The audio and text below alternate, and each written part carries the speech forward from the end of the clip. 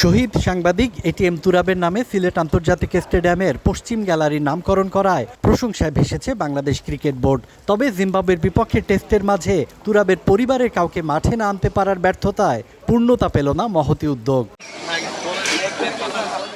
লাক্কাতুরার সিলেট আন্তর্জাতিক স্টেডিয়াম থেকে তুরাবের বিয়ানীবাজারের বাড়ির দূরত্ব খুব বেশি নয়, ঘণ্টাখানেকের পথ। তুরাবের ভাই জাবুর আহমেদ কালবেলাকে জানালেন, বিসিবি থেকে যোগাযোগ করা হলে পুরো পরিবারই মাঠে থাকতো। এমনকি ছেলের নামে স্টেডিয়ামের গ্যালারি দেখতে আসতেন তুরাবের মাও।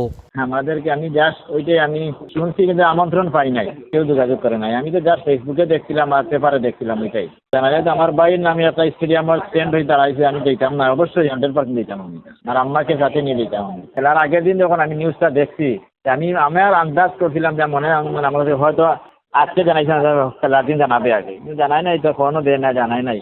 গত জুলাইয়ে কোটা সংস্কার আন্দোলন চলাকালে সিলেট নগরীর বন্দরবাজারে গুলিবিদ্ধ হয়ে মারা যান সাংবাদিক এটিএম তুরাব। বিপিএল চলাকালে সাংবাদিক তুরাবের নামে স্ট্যান্ড করার জন্য বিসিবি সভাপতি ফারুক আহমেদের কাছে দাবি জানান সিলেটের স্থানীয় সাংবাদিকরা।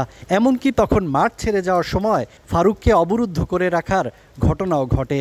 সেই ঘটনার প্রায় 3 মাস পর এবার জিম্বাবুয়ের বিপক্ষে টেস্ট সিরিজের আগে কালো ব্যানারের ওপর সাদা অক্ষরে লাগানো হয় শহীদ সাংবাদিক এটিএম তুরাবের নাম ফলক। শহীদ সাংবাদিক তুরাবের নামে করা এই গ্যালারিতে 4 দিন ধরেই ছিল শূন্যতা। ফাঁকা গ্যালারির শূন্যতা কিছুটা হলেও পূরণ করতে পারতেন তার পরিবারের সদস্যরা এসে।